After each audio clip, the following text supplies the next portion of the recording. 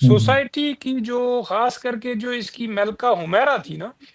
یہ بڑی ماڈرنائز ہو کر کابل کے بڑی مارکیٹوں میں شاپنگ کے لیے جاتی تھی، سر اس کا ننگا ہوتا تھا، اور یہ مولوی ہمیشہ اعتراض کرتے تھے کہ یہ جو شاہی خاندان کی عورتیں ہیں یہ پردے کا خیال نہیں رکھتی ہیں، اور باقی افغانستان کی عورتیں پردہ کرتی ہیں، تو شاہی خاندان کی اور یہ ان کے ساتھ جو منسلک بیوروکریٹس ہیں ان کی عورتیں باپردہ بازاروں میں نہیں آتی ہیں، بلکہ یہ بالکل کھلے بالوں اور ویسٹرنائزڈ ڈریسز میں یہ مارکیٹس میں آتی ہیں۔ تو ان کی شکایتیں تو پہلے ہی تھیں، جو مذہبی طبقے تھے، لیکن یہ تو خیر ظاہر شاہ خود بھی کسی حد تک وہ کافی جو ہے وہ ماڈرن لبرل ٹائپ، ہاں وہ کوئی اتنا ہوں، زیادہ مذہبی نہیں تھے، چونکہ اس سے پہلے اصل میں کنگ امان اللہ خان نے افغانستان کو بالکل ہی ماڈرنائز کرنے کی کوشش کی۔ اس نے کچھ عورتوں کو جرمنی بھیجا میڈیکل کی تعلیم حاصل کرنے کے لیے، اور وہ جب عورتیں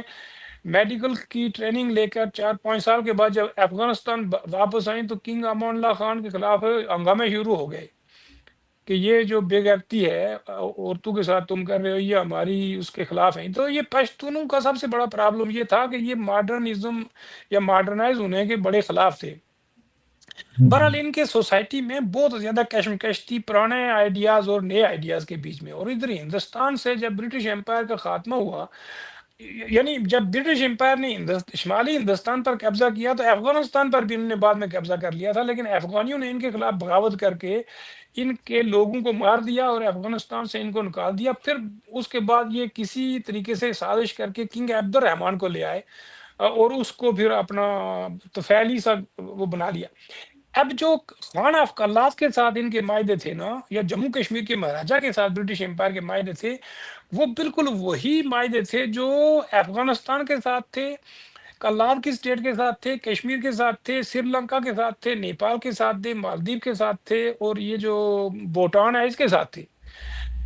اب بھوٹان، سری لنکا، مالدیپ، افغانستان، نیپال کو تو انہوں نے انڈیپینڈنٹ ملک بننے دیے، لیکن وہ افغانستان کو بھی بننے دیا، لیکن کلات اور کشمیر کو انہوں نے نہ بننے دیا، چونکہ یہ بالکل انڈین ہوں، سب کانٹیننٹ کے اندر ہی فال کرتے تھے، یہ جڑے ہوئے تھے، ان کے اسٹریٹجیکلی ان کے مسائل تھے۔ ایک طرف تو یہ افغانستان کے ساتھ ملتے تھے بلوچستان کے علاقے، اور دوسری طرف ایران سے ملتے تھے۔ اس طرف کشمیر کے علاقے جو ہے وہ تاجکستان کے ساتھ ملتے تھے، اور ایک طرف وہ چین کے ساتھ ملتے تھے۔ تو ان کے لیے پھر یہ بہت ضروری تھا کہ ان علاقوں کو کاٹ کر پاکستان کے انڈر کیا جائے، اور خانہ کلات کی گورنمنٹ کے خاتمے کے لیے برٹش نے اس لیے انکار نہیں کیا تھا کہ ان کو پتا تھا کہ یہ اسٹریٹجیکلی پاکستان کے لیے بڑے امپورٹنٹ ہیں۔ اگر سوویت یونین نے انٹرفیئرنس کیا تو وہ اگر افغانستان کے راستے سے ویا بلوچستان بھی کر سکتا ہے، پھر بعد میں جب بلوچوں کا آپ نے دیکھا ہوگا کہ بلوچ سرداروں کا بھی بہت سارے بلوچ سردار بڑے انقلابی ہو گئے تھے، اور وہ پرو سوویت یونین ہو گئے تھے، جس میں خیر بخش میری، جنرل شیروف وغیرہ ہوں، لوگ شامل تھے، جنہوں نے پاکستانی فوج کے خلاف مسلح جنگ کر کے بلوچستان میں انقلاب لانے کی کوشش کی۔ لیکن بلوچستان میں جو لیفٹ مارکسسٹ تنظیمیں تھیں انہوں نے کہا تھا کہ ہم نے اپنا انقلاب تیار کر کے رکھا ہوا ہے، ہم یہ ویٹ کر رہے ہیں کہ سندھ، پنجاب اور پشتونخوا کے علاقے بھی انقلاب کے لیے تیار ہو جائیں، تو ہم بھی پھر سوشلسٹ انقلاب لے آئیں گے۔ ہم نے تو اپنے ٹانگے والے کو بھی یہ سمجھا دیا ہے کہ آپ کے حقوق کیا ہیں۔ لیکن اس میں کوئی شک نہیں ہے کہ بلوچ سردار نہ صرف ماڈرن ایجوکیشن حاصل کر کے آئے تھے، بلکہ وہ ان میں سے کچھ جینون انقلابی بن چکے تھے۔ ان کے جو نظریات اور خیالات تھے وہ حیران کن حد تک، خیر بخش میری کی جو لائبریری ہے، ہمارے ایک دوست نے کہا کہ جب ہم خیر بخش میری صاحب کے گھر گئے تو ہم حیران ہو گئے کہ لاہور کی جو بڑی لائبریری ہے، پبلک لائبریری، اس میں اتنی کتابیں نہیں تھیں جتنی خیر بخش میری کی لائبریری میں، غیر کی لائبریری میں ہم نے کتابیں دیکھی، اور ایسی نایاب کتابیں کہ جو ہمیں ادھر کبھی نہیں ملتی ہیں۔ تو بہرحال اس علاقے میں بھی اس طرح کے جو اپر کاسٹ یا اپر جو ایلیٹ طبقہ تھا بلوچوں کا،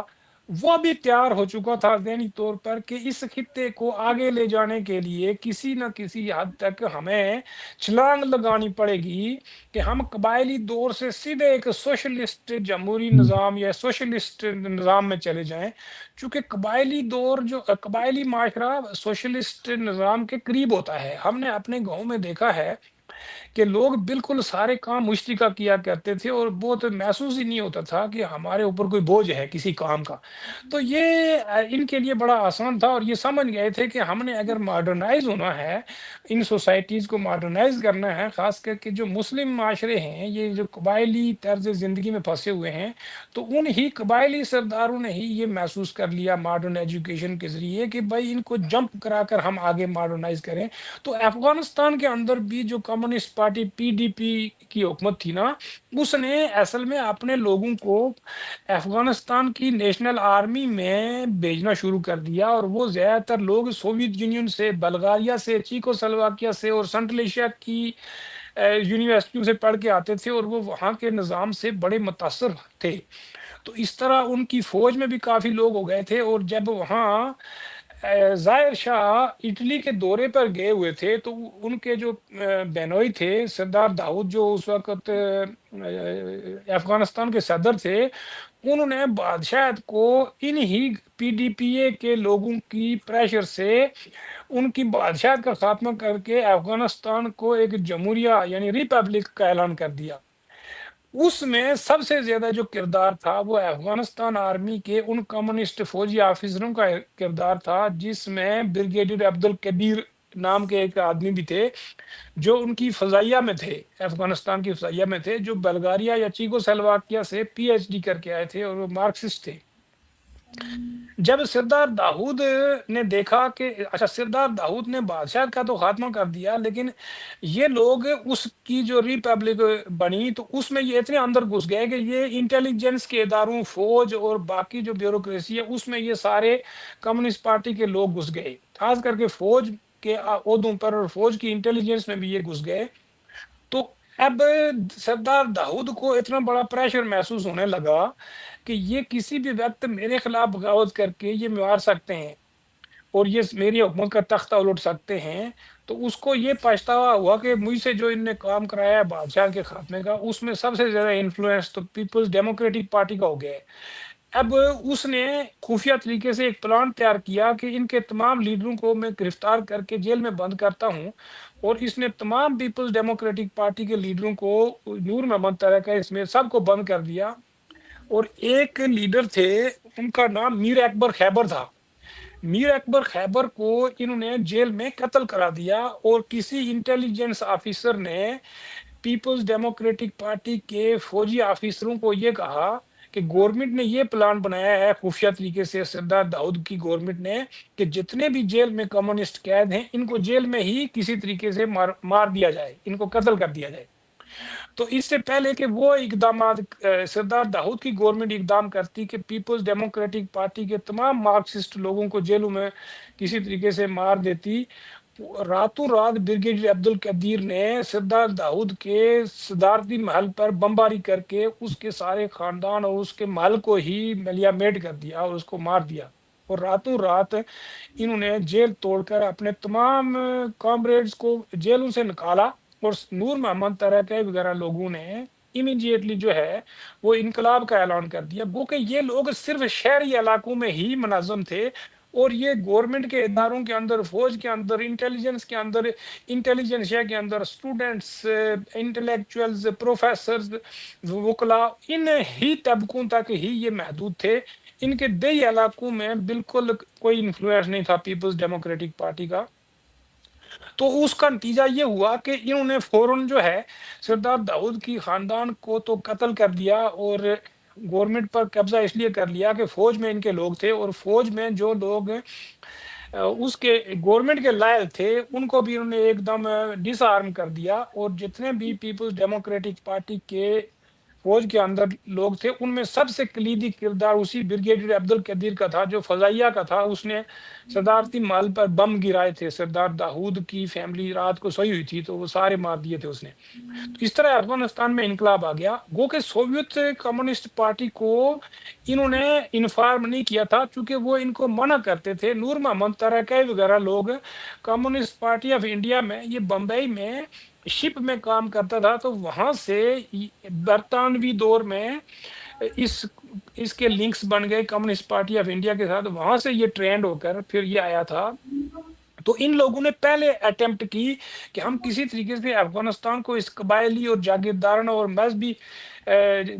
گند کوڑے سے نکال کر اس کو ایک ماڈرن ڈیموکریٹک جمہوریہ بنائیں اور اس کو آگے لے کے جائیں، چونکہ افغانستان بہت پسماندہ ملک بن گیا ہے. تو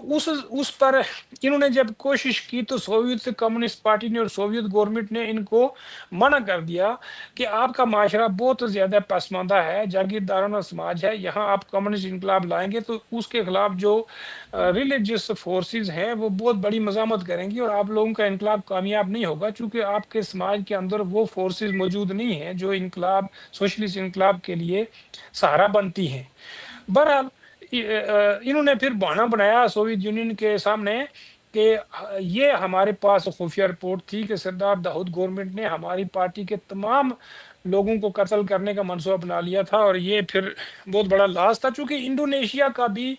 ان کے پاس بہت بڑا تجربہ تھا. انڈونیشیا میں 5 لاکھ کمیونسٹوں کو سہارتو گورنمنٹ نے قتل کرایا تھا اور باقاعدہ جینوسائڈ کیا تھا، اور اس میں امریکہ بھی اس کے پیچھے تھا. تو یہ لوگ ایک دم الرٹ ہو گئے اور پھر سوویت یونین کی مجبوری بن گئی کہ بھائی یہ جب 1978 میں یہ حکومت پر قبضہ کر لیتے ہیں تو پھر دیہاتی علاقوں سے جتنے بڑے بڑے فیوڈل لارڈز تھے، وہی مولوی بھی تھے اور وہ جو جماعت اسلامی وغیرہ کے لوگ تھے، گلب الدین حکمت یار، یہ قتل کر کے اسٹوڈنٹس کے، یہ پہلے ہی پاکستان میں بیٹھے ہوئے تھے. اس وقت پھٹو کے دور میں پھر ان کو باقاعدہ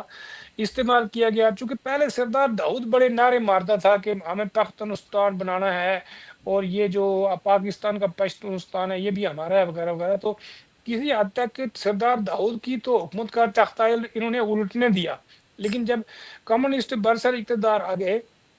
تو اس وقت بھٹو کا بھی تختہ الٹ کر ضیاء الحق یہاں بیٹھ چکا تھا. ضیاء الحق نے بھی 1978 میں 1977 میں تختہ الٹ دیا تھا بھٹو کا. تو گو کہ بھٹو کو سردار داؤد نے کہا تھا کہ یہ جتنے قاتل وہاں بیٹھے ہوئے ہیں جو کابل یونیورسٹی کے اسٹوڈنٹس کو قتل کر کے حکمت یار وغیرہ ہوں گے، یہ ان کو ہمارے حوالے کرو، یہ کرمنل ہے. تو بھٹو نے نہیں دیا تھا، الٹا ان کو استعمال کرنے کے لیے ان کو یہاں رکھا. بعد میں پھر فوج نے ان کا استعمال کیا اور بڑے پیمانے پر استعمال کیا. تو اصل بات یہ ہے کہ جو ہی یہاں کمیونسٹ انقلاب آیا تو کمیونسٹ انقلاب کے خلاف نہ صرف امریکہ، ایران، پاکستان، سارے اسرائیل، یورپ سارا کود پڑا، بلکہ دیہاتوں سے جو لوگ نکل کر پاکستان اور ایران کی طرف گئے ان کو یہ جہادی کیمپوں میں، بلکہ برزنسکی جو ان کا سیکٹری آف اسٹیٹ تھا، سیکٹری خارجہ سیکٹری تھا، یہ باقاعدہ وہاں قبائلی علاقوں میں گیا پاکستان، اس نے وہاں جا کر جہاد پر تقریر کی. وہ ابھی بھی موجود ہے، ہوں نیٹ پر مل جائے گی. اس نے تقریر کی تھی کہ آپ لوگ جہاد کریں اور اللہ اور ہم آپ کے ساتھ ہیں. تو بات یہ ہے کہ یہ بیسیکلی امریکی جہاد تھا اور انہوں نے وہاں اپنا ملک بالکل برباد کر لیا. وہ کہا جاتا ہے نا کہ افغانستان ایمپائرز کا تو گریو یارڈ نہیں ہے، لیکن افغانستان اپنے ہی عوام کا ہمیشہ گریو یارڈ بنتا ہوں رہا ہے. اور پھر بھی یہ اس وقت بھی یہ گریو یارڈ بن گیا اور بڑے پیمانے پر انہوں نے مار داڑ شروع کی. اور یہاں پھر امریکہ اور روس کی، سوویت یونین کی پھر ٹسل میدان جنگ میں شروع ہو گئی. پاکستان پراکسی بنا، اس میں سارے ملک انوالو ہو گئے اور یہاں پھر ایک میدان جنگ سجا. اس میں ظاہر ہے سوویت یونین کے اندرونی حالات بھی خراب تھے، اس پر بھی ہم کبھی بات کریں گے. تو اس کی وجہ سے پھر انہوں نے 8-9 سال کے بعد 88 میں یا 89 میں وہ انہوں نے وہاں جنیوا ایگریمنٹ کر کے وہ نکال لی، اپنی فوجیں نکال لی. تو اس کے بعد بھی 2 سال تک، 3 سال تک ڈاکٹر نجیب کی گورنمنٹ رہی، 1999 سے لے کے 1992 تک. تو پھر یہ جو مجاہدین نے قبضہ کیا، پھر مجاہدین پاکستان کے خلاف ہو گئے تو پاکستان نے ان کو ریپلیس کر کے طالبان کو وہاں چڑھا دیا، چونکہ وہ آپس میں بھی لڑتے تھے تو پیس نہیں قائم ہو رہا تھا. تو اس وجہ سے گو کہ ہمیشہ یہ پراکسیز افغانیوں کو ہمیشہ پراکسیز بنا کر ہی لڑایا گیا ہے، اور یہ کسی نہ کسی حوالے سے کسی طاقت کے، دو طاقتوں کے پراکسی بن کے لڑتے ہیں۔ تو اس وقت بھی پھر وہاں انڈیا انوالو ہو گیا، پھر اس کے بعد جو ہے وہ پاکستان انڈیا کے خلاف انوالو ہو گیا، پھر اس سے ہٹ کر اگر آپ دیکھیں گے تو آپ دیکھیں کہ وہ جو شمالی اتحاد بنا اس کو انڈیا سپورٹ کرنے لگا، یہ طالبان کو سپورٹ کرنے لگے، پھر طالبان نے وہ 9/11 کا واقعہ ہو گیا تو امریکہ نے حملہ کر دیا، پاکستان نے انہی طالبان کو، جن کو پاکستانی فوج خود لے کے کابل گئی تھی، جس میں پاکستانی فوج کے اپنے اہلکار سول کپڑوں میں کابل پر قبضہ کرانے کے لیے طالبان کے ساتھ مدد کے لیے گئے تھے، انہوں نے ہی بمباری کر کے طالبان کی گورنمنٹ ختم کرا دی۔ پھر وہاں یہ دوسری حکومت آ گئی، وہ پاکستان کے خلاف ہو گئی، تو پاکستان نے اس کے خلاف بھی سازشیں کر کے پھر طالبان کو منظم کر دیا۔ پھر آپ دیکھیں کہ جو ہی طالبان 20 سال نیٹو اور امریکہ لڑتے رہے، وہاں سے جب وہ نکل گئے تو اس کے بعد طالبان آ گئے، پاکستان نے سکھ کا سانس لیا، لیکن جو ہی طالبان تھوڑے سے سسٹین ہوئے تو انہوں نے پاکستان کے خلاف ہی کام شروع کر دیا، چونکہ اب طالبان کو اصل میں سب سے بڑا احساس یہ ہو گیا کہ پاکستان ہمیں استعمال تو کر لیتا ہے، لیکن اب پاکستان کے پاس ہمیں دینے کے لیے کچھ نہیں ہے۔ ظاہر ہے جب پاکستان خود کا حملہ ہو گیا تھا تو افغانستان کے طالبان کو یہ احساس ہو گیا کہ اب بھی ہمیں کچھ دے گا بھی نہیں، تو مفت میں ان کے ہاتھوں استعمال ہونے کا ہمیں فائدہ بھی کوئی نہیں ہے، تو وہ ایک دم سوئچ کر کے انڈیا کی طرف چلے گئے۔ ابھی اس وقت انڈیا پاکستان کے بیچ میں وہاں ٹاسل چل رہی ہے، وہاں گو کہ ان طالبان کو پاکستان کی مدد سے امریکہ ہی لایا دوبارہ۔ اس پروجیکٹ کو امریکہ نے کیوں لانچ کیا؟ ظاہر ہے کچھ لوگ تو یہ کہتے ہیں کہ ابھی اس خطے میں امریکہ پیس نہیں چاہتا ہے، اسٹیبلٹی نہیں چاہتا ہے، جی ان جاوید صاحب، طالبان۔ جی یہ بھی تھا کہ مشرف کے دور میں یہ جو گڈ طالبان اور بید طالبان اسٹیبلشمنٹ کے بنائے، انہوں نے خود پاکستان میں 70-80 ہزار پاکستانی جو ہے وہ جاں بحق ہوئے ان کے حملوں سے، پھر حقانی گروپ اور ان کو سپورٹ کیا گیا۔ ابھی تو یہ ٹوٹلی سمجھے کہ ان کا ٹلٹ انڈیا کی طرف جا رہا ہے، اور ابھی کل ہی پرسوں ہی جو ہے 5 آفیسرز کو انہوں نے مارا ہے، پھر گاڑی کو آگ لگا دی۔ تو پھر یہ آگے کس طرح یہ عالمی بدلتی گیم میں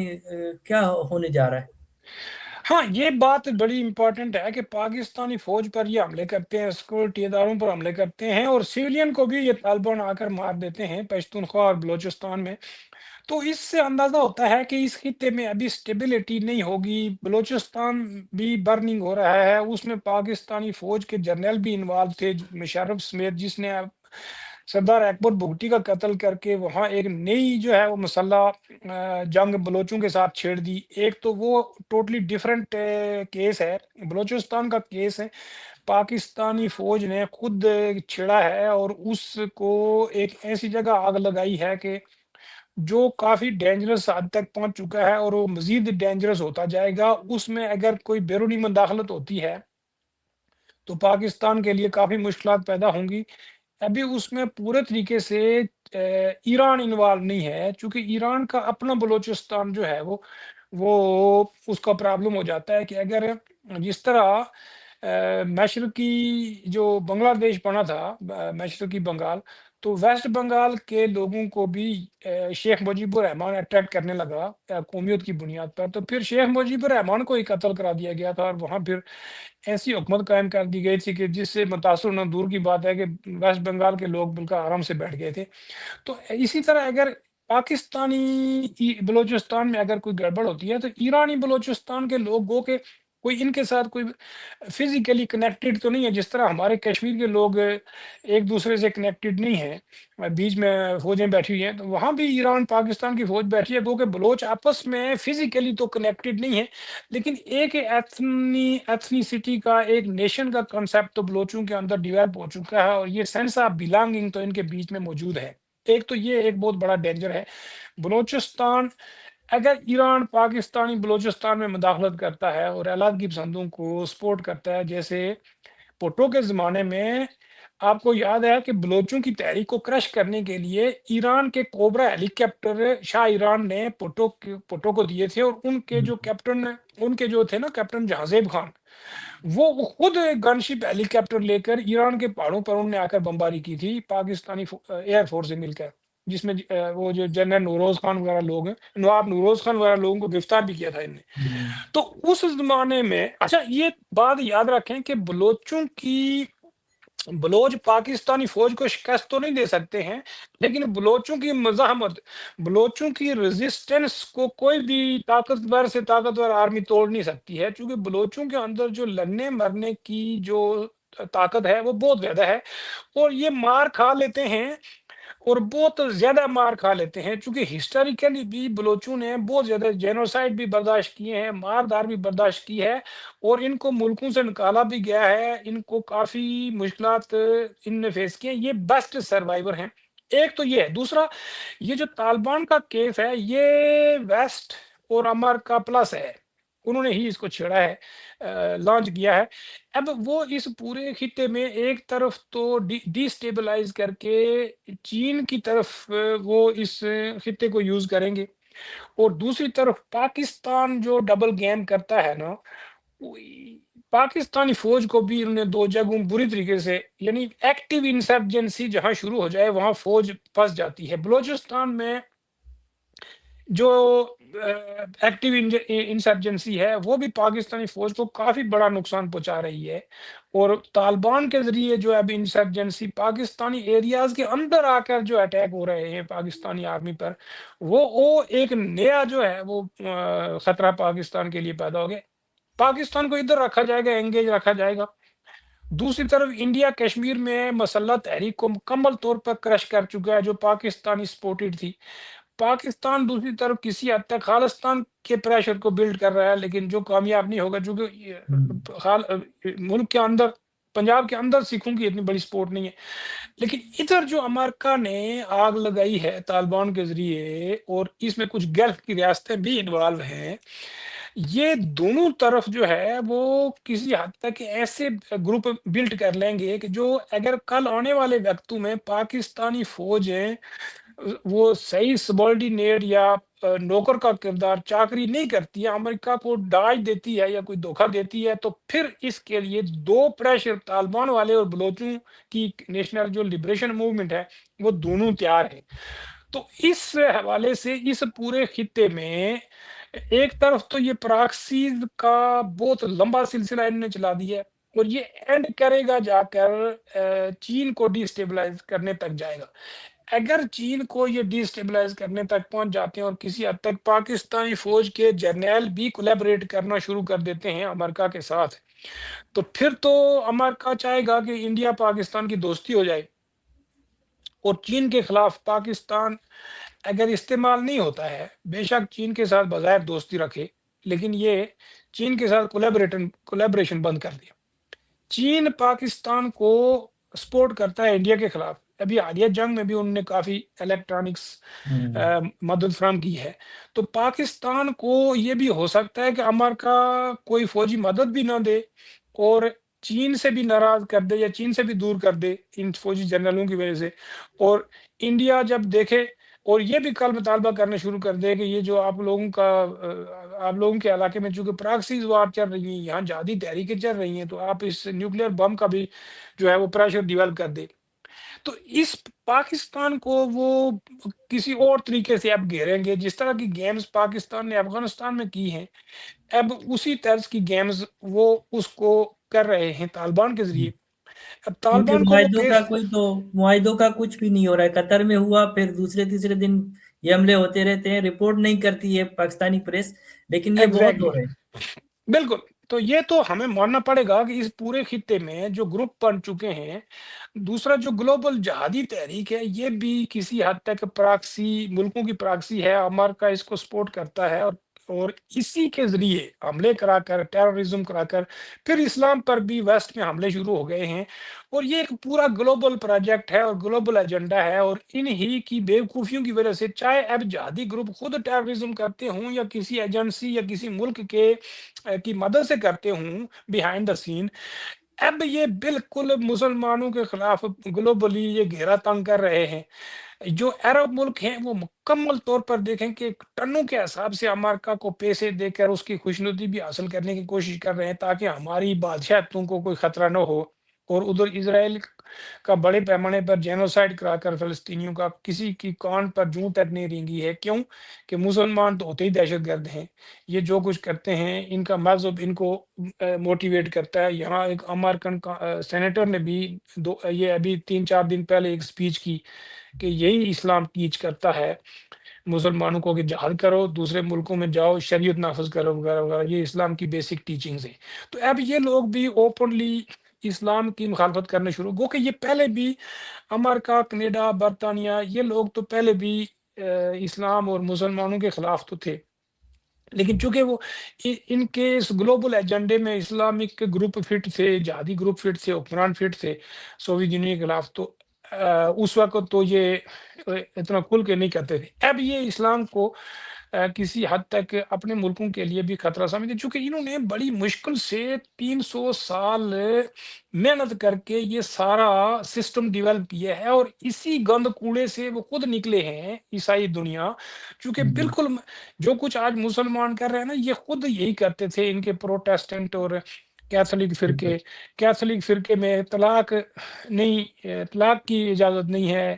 اور یہ پھر لڑتے رہتے تھے آپس میں، اور بڑے پیمانے پر ایک دوسرے کا خون بہاتے تھے. پھر گورنمنٹیں جو ہیں، چرچ ہی گورنمنٹوں کو کنٹرول کرتا تھا. تو آج کسی نہ کسی حوالے سے اگر آپ دیکھیں گے تو مذہبی جو نظریہ ہے وہی ہمارے حکمران طبقے اور ہمارے مسلم سماجوں کو کنٹرول کرنے لگا ہے، اور وہ فیوڈل نظریہ ہے، اس کو وہ اسلام بنا کے پیش کر رہے ہیں. تو اس سے ان کو یہ خطرہ ہے کہ کہیں مسلمان جو ہمارے ملکوں میں رہتے ہیں یہ ہمارے لوگوں کو ان ڈیموکریسی سے متنفر کر کے یہاں جو ہے وہ انریسٹ اور انسٹیبلٹی نہ پیدا کر دیں. تو اب یہ کسی حد تک ان کو اپنے ملکوں سے بھی نکالیں گے، اور کسی حد تک ان کو اپنے اندر ضم کرنے کی کوشش کریں گے. اگر ضم نہیں ہوتے ہیں تو ان کو ڈیپورٹ بھی کر سکتے ہیں، اور انہی لوگوں کو رکھیں گے جو سیکولر مائنڈڈ ہیں یا جو مذہبی نہیں ہیں. جتنے مذہبی ان کے سینٹر ہیں، مسجدیں وغیرہ، ان کو بھی یہ سرویلنس کریں گے. امریکہ میں جی ہو تو رہی ہے، ابھی خود تو بھی جرمنی اور فرانس میں کافی مساجد پہ ہو گیا، بند ہو گئی ہیں. بالکل. ابھی تو میں نے سنا ہے، آج بھی میں نیوز سن رہا تھا کہ فرانس نے تو انہوں نے کرسمس کے بہت سارے جو ہے وہ تقریبات دہشت کینسل گردی کر کی، دیے. ہاں، وہ کینسل کر دیا. تو یہ ایک بہت بڑا المیہ ہو گیا ہے. مسلمانوں کے جو علماء کرام ہیں وہ بھی اس کی سنگینی کو نہیں سمجھ رہے ہیں ان ملکوں میں، اور نہ ہی وہ بڑے پیمانے پر ان کے خلاف کوئی بڑا محاذ کھڑا کر رہے ہیں. اگر مسلم مذہبی طبقے کے اندر سے اگر سپلٹ ہو کر ان کے خلاف کوئی بڑے پیمانے پر آوازیں اٹھنی شروع ہو جائیں تو پھر یہ جہادی طبقے کے جتنے بھی اقدامات ہیں وہ نیوٹرلائز ہو جائیں گے، اور ان کو مسلمانوں کے ساتھ نہیں تھوپا جائے گا، نہیں اٹیچ کیا جائے گا. لیکن ابھی تک آپ نے دیکھا ہوگا کہ جہاں کہیں بھی ایسا ہوتا ہے تو مسلمان اس کو جسٹیفائی کرنے لگتے ہیں. تو میرا خیال ہے کہ مسلمانوں کی جو گورنمنٹوں کی نائلی ہے، حکمران طبقہ جو نائل ہے، وہ عوام کو ریپرزینٹ نہیں کر رہا ہے. ان کی اسپائریشنس کو، مذہبی اسپائریشنس کو، حقوق کو کا وہ خیال نہیں رکھ رہا ہے. تو مسلمان جو گروپ بن گئے ہیں انہوں نے اس اینگر کو، جو حکمران طبقے کے خلاف عوام کا اینگر ہے نا، وہ انہوں نے دوسرے غیر مسلموں کے خلاف موڑ دیا ہے. تو اسی حوالے سے پھر آپ انڈیا میں بھی دیکھیں کہ وہاں بھی وہ جو بی جے پی کی گورنمنٹ ہے اس نے کافی سپریشن جو ہے وہ مسلمانوں کے اوپر اپریشن جو ہے وہ امپوز کرنا شروع کر دیا ہے. وہاں بھی وہ بڑے پیمانے پر ویسٹرن پروپیگنڈے کا حصہ بن چکے ہیں، وہ اسلام اور مسلمانوں کو ڈیمونائز کرنے لگے. تو وہاں بھی ایک نیا ڈینجر کھڑا ہو چکا ہے اس پورے خطے میں. جتنا وہ ہندو اسلام اور مسلمانوں کے خلاف کریں گے وہ ان کے ملک کے اندر سپلٹ ہو جائے گی، اور پھر پاکستان اور بنگلہ دیش کے اندر بھی اس کے خلاف، ہندوستان کے خلاف مال کھڑا ہو رہا ہے. بنگلہ دیش میں تو آلریڈی کھڑا ہو چکا ہے. پاکستان تو پہلے سے ہی وہ اینٹی انڈیا اور اینٹی ہندو ملک ہے. تو اس سے پھر ہر خطے میں دیکھیں کہ ڈی اسٹیبلٹی تو ہمارے اندر کی جو فورسز ہیں ان کے ذریعے کریٹ ہو رہی ہے. بی جے پی کو انہوں نے لانچ کیا ہے اور اس کو بڑے پیمانے پر یہ سپورٹ بھی کر رہے ہیں امریکن. تو اب دیکھتے ہیں کہ ہندوستان کہاں تک ان کا پراکسی بنتا ہے، اور پاکستان کو کس حد تک وہ جی کوشش کرتے ہیں کہ ایکوموڈیٹ ہو جائے. نہیں تو یہ پورا خطہ جو ہے وہ اگلے چند سالوں میں بہت بڑے جنگی شعلوں کی لپیٹ میں آ جائے گا، چونکہ یہ سارا کام تو چین کو گھیرنے کے لیے ہو رہا ہے. تو دیکھا جائے گا کہ چین اس کے خلاف جو ہے وہ کیا اقدامات کرتا ہے، اور امریکہ کتنا اس خطے میں کامیاب ہوتا ہے. افغانستان تو طالبان تو پروجیکٹ ہی امریکہ کا ہے، اور یہ اسی دیکھنا کہ وہاں بچوں کے اسکول کر دیے بند، وہ بالکل اس کو قدیم معاشرے کی طرف، پریمیٹیو سماج کی طرف لے گئے، لیکن کوئی شور نہیں پڑا ہے، کوئی انسانی حقوق کچھ نہیں ہوا ہے۔ جبکہ جب بش نے حملہ کیا تھا تو اس نے کہا تھا کہ یہاں تو عورتوں کے حقوق نہیں ہیں، ہم نے اس لیے حملہ کیا۔ تو اور میرا پھر خیال ہے کہ بھی ویسٹ، جیسا آپ دیکھیں پھر بھی انڈیا ایک سیکولر اور اس کا ایک مناتا ہے کہ ہم سیکولرزم اور اس کی جو ہے وہ لیکن خود ہاں اپنے ہاں، ملک میں ہے، اور پھر افغانستان سے کے ساتھ کس طرح ریکوگنائز نہ بھی اچھا کرنا یہ دیکھیں، لیکن یہ بڑا ایک کمال کا ہے کہ ایک طرف انڈین جو پرو ہندوتا گورنمنٹ ہے، ایک طرف تو اسرائیل کے ساتھ اس نے بڑی زبردست قسم کی ٹائز بنا لی ہے، اور دوسری طرف طالبان کے خلاف۔ اب دیکھیں گے حکومتوں کے پروجیکٹس کیا ہوتے ہیں، کہاں طالبان اور کہاں اسرائیل ایک دوسرے کے مطلب اپوزٹ مانے جاتے ہیں، لیکن سچی بات تو یہ ہے کہ یہ اسلامک جو پروجیکٹ ہے، یہ سارا فنڈامنٹلسٹ پروجیکٹ ہی یہ اسرائیل کو، امریکہ کو اور ویسٹرن یہ جو ہیں ان کو سپورٹ کرنے کے لیے ہے۔ اور پاکستان کو آپ دیکھیں کہ یہ ایک طرف تو امریکہ کا پراکسی ہے اور دوسری طرف چین کا بھی اتحادی ہے، تو یہ پیراڈاکس تو آپ کو اس طرح کی سیاست میں نظر آئے گا، چونکہ یہ پاور پالیٹکس ہے۔ ہم اب پاکستان طالبان کو لایا، اور انڈیا ان کو پیسے دے کے پاکستان کے خلاف استعمال کرنے لگا ہے، لیکن اس کے پیچھے امریکہ کی بھی شے حاصل ہے، یا امریکہ خاموشی اختیار کر رہا ہے یا بند کر رہا ہے، لیکن اس میں گلف کی سٹیٹس بھی پیچھے ہیں۔ تو پاکستان کو بھی پریشرائز کیا جا رہا ہے، لیکن پاکستان تو سیکولر نہیں بنے گا، نو سیکولرزم کی طرف جائے گا، لیکن اگر انڈیا کو بہت گھسیٹ کر اس طرف لایا گیا جس طرف وہ بی جے پی اس کو لا رہی ہے، تو پھر ہندوستان اندر سے اتنا ویک ہو جائے گا کہ اس کو بھی بڑے آرام سے یہ کنٹرول کر لیں گے۔ انڈیا کی اسٹرینتھ ہی سیکولرزم اور اس کی ڈیموکریسی تھی، اور اس کی جو ریزیلینس تھی نا، ہندوستان انٹرنیشنل پریشر اور امریکی پریشر کو سہار لیتا تھا، اس لیے کہ ہندوستان کو آپ پریشرائز نہیں کر سکتے تھے، کیونکہ اس کے اندر جو ہے وہ کسی حد تک ڈیموکریسی سٹیبل تھی، ادارے سٹیبل تھے، ملک کے اندر امن و امان تھا۔ تو وہاں جو ٹیررزم ہو رہا ہے وہ ڈیفینیٹلی جو ہے وہ کنیکٹڈ ہے گلوبل ٹیررزم سے، اور اس کے نتیجے میں کسی کو کوئی کشمیری اگر ہم کوئی ٹیررزم کرتے ہیں تو کشمیریوں کو کوئی فائدہ تو نہیں ہوا، بلکہ وہ الٹا کشمیری تو بالکل تباہ و برباد ہو گئے ہیں، ان کو برے طریقے سے انڈین فوج نے کچل دیا ہے اسی ٹیررزم کا لیبل لگا کر۔ جی تو وہ جاوید صاحب اگر اس آپ، میں مسئلہ یہ بھی ہے کہ ایٹمی ہیں، دونوں ممالک ایٹمی ہیں، اور یہ انتہا پسندی کی کوئی انتہا تو ہوتی نہیں ہے کہ کب وہ اس میں بھی آ جائیں۔ سب سے بڑا خطرہ ہمارے خطے کا یہ ہے کہ یہ کسی بھی وقت یہ جو جنونی قوتیں ہیں دونوں طرف کی، یہ کوئی سوسائڈ نہ کر لیں۔ اگر یہاں جنگ ہوتی ہے اور ایٹمی وار ہو جاتی ہے تو یہ پورا خطہ ہی ختم ہو جائے گا، پھر اس کا کوئی فائدہ نہیں ہے۔ جنگیں ایٹمی ملکوں کے درمیان جنگیں ہار جیت نہیں ہوتی ہے، بلکہ وہ مکمل تباہی ہوتی ہے۔ کسی بھی آپ ایٹمی طاقت کو ہرا نہیں سکتے ہیں، جب وہ ہارنے لگتا ہے تو وہ ایٹم بم مار دیتا ہے۔ تو اس وجہ سے ہندوستان پاکستان کی کوئی جنگ کا تو امکان نہیں ہے، لیکن ہو سکتا ہے کہ آنے والے وقتوں میں پاکستان پر بہت بڑا پریشر بن جائے کہ یہ اپنا نیوکلیئر بم ختم کر دے، چونکہ پاکستان نے جس طرح کا کولیبریٹ امریکہ کے ساتھ کیا ہے وہ اس وجہ سے خاموش رہے، لیکن اگر آئندہ ان کی ضرورت نہ رہی، چین کے خلاف ان کی ضرورت نہ رہی، اور وہ ضرورت اگر انڈیا پوری کر دے گا، تو پھر یہ لازمی طور پر پاکستان پر پریشر ڈیولپ کریں گے کہ یہ غیر ذمہ دار اسٹیٹ ہے، ان ڈیموکریٹک ہے، یہاں اس طرح کے پراکسی گروپس ہیں اور جہادی جنونی گروپس بھی ہیں۔ تو ہو سکتا ہے کہ کل کوئی اور گروپ اٹھا کر پاکستان کے اوپر بھی قبضہ کرا لے، تو اس کا نتیجہ یہ نکلے کہ پھر یہ کہیں گے کہ اب ہمیں ڈینجر ہے، لہذا پاکستان پر بھی بمباری کرو اور اس کا نیوکلیئر بم جو ہے وہ کنٹرول حاصل کرو۔ تو کیا پتہ آج تک وہاں کیا ہے کیا نہیں ہے۔ پاکستانی فوج، پاکستانی جو اسٹیٹ ہے نا، وہ تو سیکرٹ رجیم ہے، عام بندے کو تو کوئی پتہ نہیں ہے کہ کیا ہو رہا ہے۔ یہ جو کچھ جو قانون بنا رہے ہیں، جو ایک فوجی جرنیل کو مکمل طور پر بادشاہ بنایا جا رہا ہے تا حیات، مطلب ہے کہ یہ تو ایک مذاق نہیں ہے تو اور کیا ہے۔ 25 کروڑ عوام کے ساتھ ہے، اتنا بڑا مذاق ہے۔ یہی عمران خان کو لائے، اسی کو اقتدار میں بٹھایا، وہی ان کے خلاف ہو گیا تو اسی کو جیل میں بند کر کے اب پورا جو ہے وہ ایک نیا سلسلہ شروع کر دیا۔ تو یہ کھیل سارا جو ہے، یہ پاکستانی فوج چونکہ پاور سینٹر ہے، تو یہی کر رہی ہے، لیکن اس کے نتیجے میں جو کچھ انہوں نے پچھلے 80 سالوں میں گیم کھیلا ہے، اس سے یہ ملک کو تو اندر سے بالکل ختم کر چکے ہیں۔ نہ انہوں نے کوئی ادارہ بننے دیا، نہ ریاست نارمل ہونے دی، نہ سوسائٹی نارمل ہونے دی، اوپر سے لوگوں کو فیوڈل نظریات کی بنیاد پر ایسا مذہبی نظریہ ٹھونستے رہے، اور ایجوکیشن کے ذریعے تعلیمی نظام ختم کر دیا، کلچرل نظام ختم کر دیا، تہذیب کو اندر سے بالکل پامال کر کے رکھ دیا،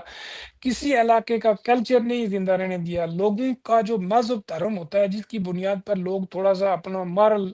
سٹینڈرڈ بلند رکھتے ہیں، اس کو مسمار کر دیا، چوری چکاری رشوت ستانی قتل و غارت گری ہر جگہ لوٹ مار، ریاست ڈسیبل ہو چکی ہے اس وقت پاکستان کی ریاست، کوئی بھی کام عوام کی مرضی سے نہیں ہو رہا ہے، یہ عوام کے تحفظ کا بھی کوئی بندوبست نہیں ہے، یہ سب آپس میں لڑ رہے ہیں، ایلیٹ طبقہ اور فوج ان کو آپس میں لڑا رہی ہے، اور اپنے ایک جرنیل کو بچانے کے لیے وہ کیسے کیسے قانون بنا رہے ہیں، یہ جو گورنمنٹ بٹھائی ہوئی ہے یہ تو صرف لوگوں کا مذاق اڑانے کے لیے اٹھائی ہوئی ہے، اس کا تو کوئی فنکشن نہیں ہے، ایسے لوگ بنانی تو جی ایچ کیو کی ہے۔ تو پاکستانی فوج کے جرنیلوں کو بھی جتنا جلدی ریئلائز ہو جائے اور یہ اس سے باہر نکل جائیں اور ایک پروفیشنل آرمی بن جائیں، اور پاکستان کو ایک نارمل فیڈریشن بنائیں، صوبوں کو خود مختاری دیں، ان کی اپنی پارلیمنٹس کو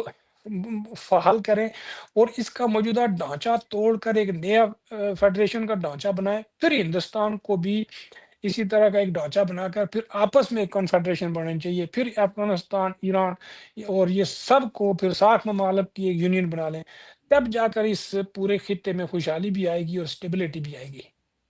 جی جی جاوید صاحب، صورتحال تو کافی خراب ہے۔ 27ویں ترمیم کے جو ہے سے تاحیات ان کو ایک یہ ہے کہ کتنا بھی کرائم کر لیں اس کو کوئی نہیں ہوگی، اور عدالت کو بھی، جوڈیشری کو بھی ایز اے ٹول یوز کیا جائے گا۔ تو یہ اس طرح کی صورتحال ہے، اور یہ کرنٹ افیئرس جو بھی دنیا بھر میں بھی رائٹ ونگ کی سرج جو ہے وہ جاری ہے، اور مسلمانوں کے خلاف کافی کچھ جو ہے ہمیں اندیشہ لگ رہا ہے۔ تو اس پر ہم گفتگو جاری رہیں گے۔ آپ نے تفصیل سے وسیع ایک تاریخ افغانستان کی اس پہ تجزیہ کیا، اور آج کے حالات، آج کے لیے آپ کا بہت شکریہ۔ تھینک یو، بہت شکریہ۔